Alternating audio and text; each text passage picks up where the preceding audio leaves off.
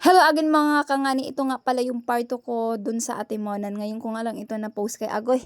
Sobrang busy na inyong kangani sa pag-abid ng mga papel-papel para sa ating future. Siyempre, kailangan naman talaga natin yun, di ba? Ito nga pala yung Bay Park Atimonan, na isama ko na ito sa part 1 pero ulitin ko na lang para may intro tayo kahit papaano. Alam niyo bang mga kangani, sobrang ganda dito sa Atimonan Bay Park na to, sa Bay Park na to kay lalo na kung hindi ba tag-ulan, sobrang ganda dito mag-picture. Pero ngayon ulan-ulan. Buti na lang talaga, meron kami nakita ditong foreigner mga kangani.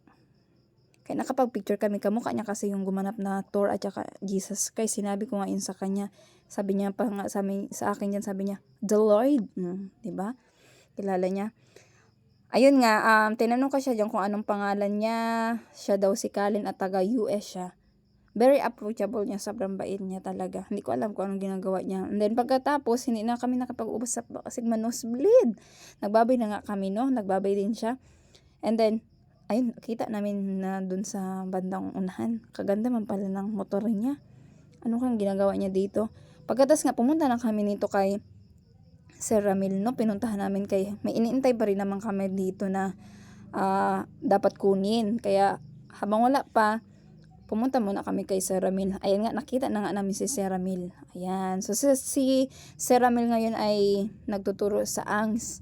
Kung saan din ako practice teaching nung off-campus namin.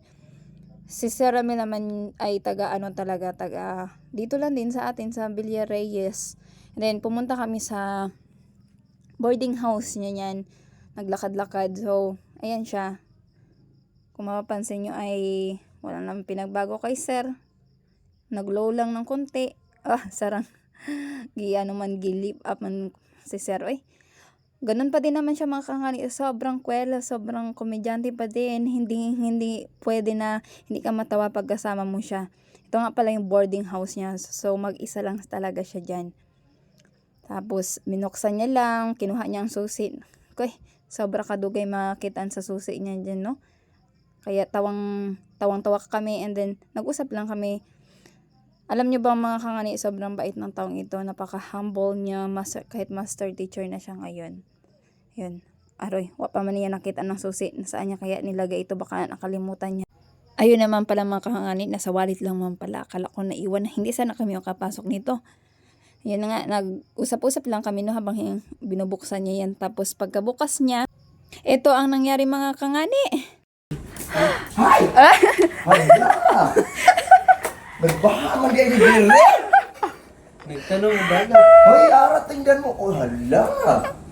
So, nagulat nga po siya. Hala! Nagbahag yun. Saan ko ba yan?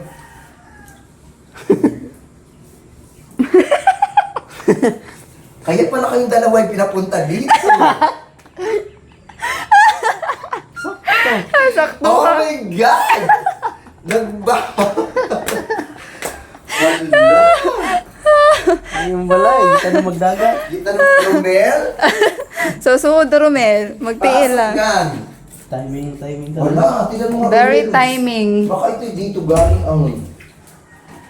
Hala siya. Ano sir, baka nabasa yung ano mo sir? Tingnan ko nga, gang. Tingnan mo nga, Romel, kung... Very timing nga ang pagpunta namin kaya tinulungan na din namin si sir kaya kagaling niya lang din niya ng sakit. Kawawa naman kung hindi namin tulungan. Ayun nga, pagkatapos, kaon. Uy, pangalan mo, gang! Ara, Romel, kain.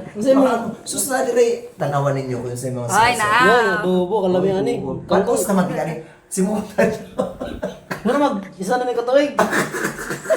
Kaya luto. So, Ma! Itong pumanis sa kuwa. so wala pala tayong makaka... Nangagda niya, gamay na ano, itong pumanis sa kuwa.